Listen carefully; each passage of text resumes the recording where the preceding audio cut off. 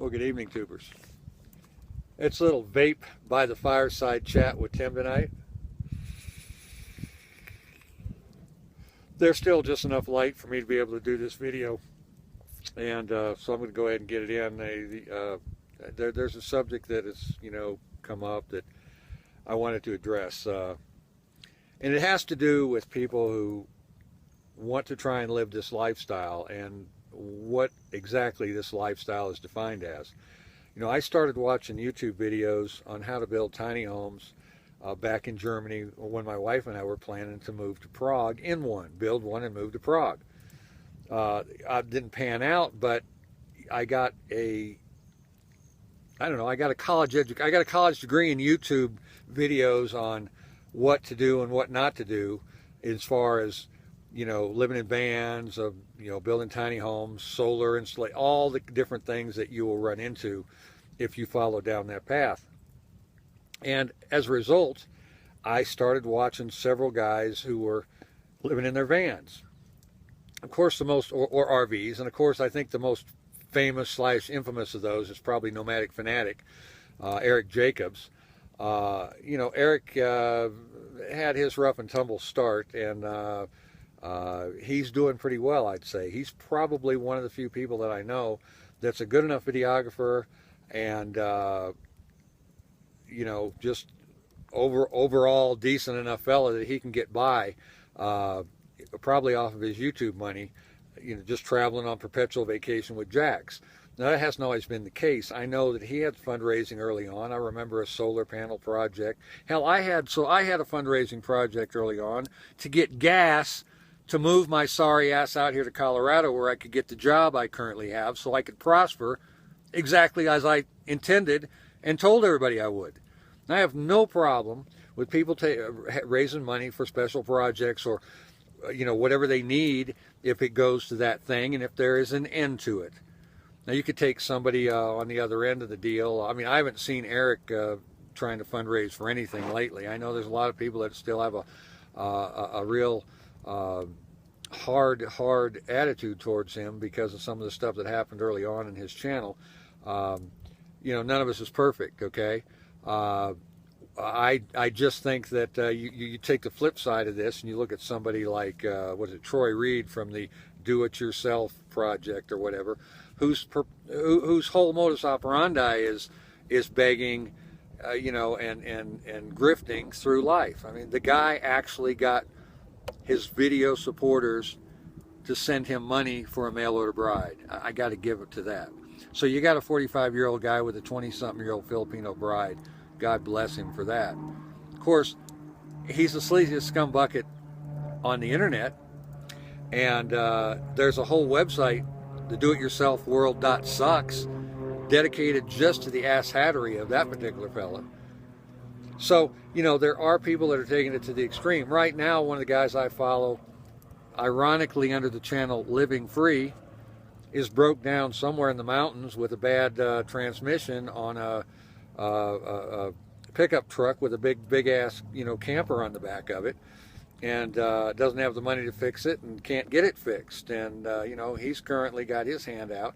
Now, I keep a donate button on my PayPal. I keep my PayPal button on my YouTube channel, and if somebody wants to throw me $1, that's fine. I'm not asking for any. When I do, people have sent me. Like I said, I made a couple $100 a couple years ago that was very important to me to get here, so that a helping hand, not a handout. And that's the difference with a lot of these people. There is no living free. You've got to have an income stream to live, period. Now, your income stream can be very, very small if you're living and working in your van and you're not running all over God's creation. Now, if you're trying to support an RV that gets 8-10 miles to the gallon, and do 50 or 100 miles a day every day, you're not saving any money at the free campsites, because you're spending it all up in gas, tires. The number of people that I have followed who have broke down and critical situations where they had to have help or just give up their vans or their RVs is approaching half a dozen. So you know, do it right if you're going to do it.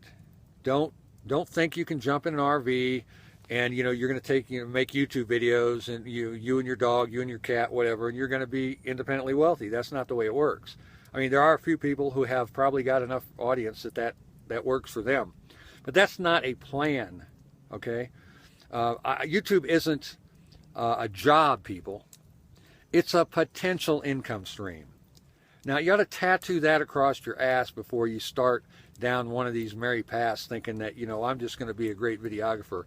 It doesn't work that way. You got to have personality. You got to have story.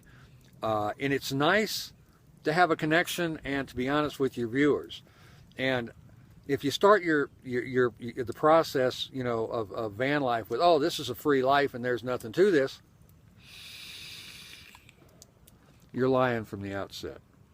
I'll get into more specifics here in the future. I have obviously been through this path. I got out here. You can go back and look at my series. I started the Daily Dose series when I was first thinking about moving out here. And it's we're up to 80. This will be 81 or 82, whatever this video is here. And there are several hundred videos on my YouTube channel.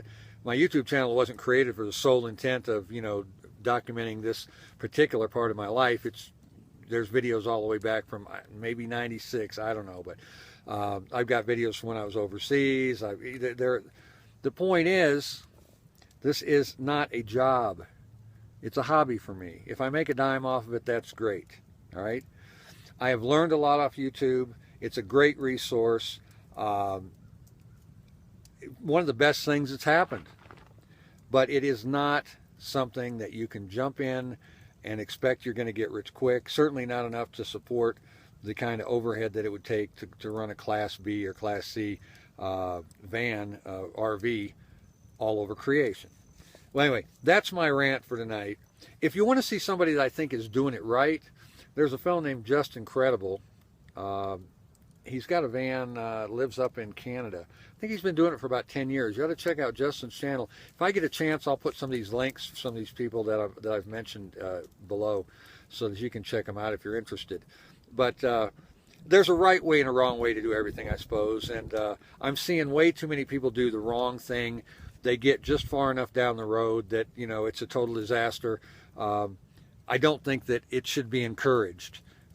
That's why I'm putting this cautionary tale out there. Hell, I mean, I'm still close enough to the edge that there's a million disasters that can happen to me. I'm totally aware of that. But to sign up for them, to see the train coming from the beginning and not do anything about it or ignore it is not the solution. So, as usual, I had a great day yesterday. Lord knows I'm having a tremendous day today, and I expect I'll have a good day tomorrow. So for now, I'm out.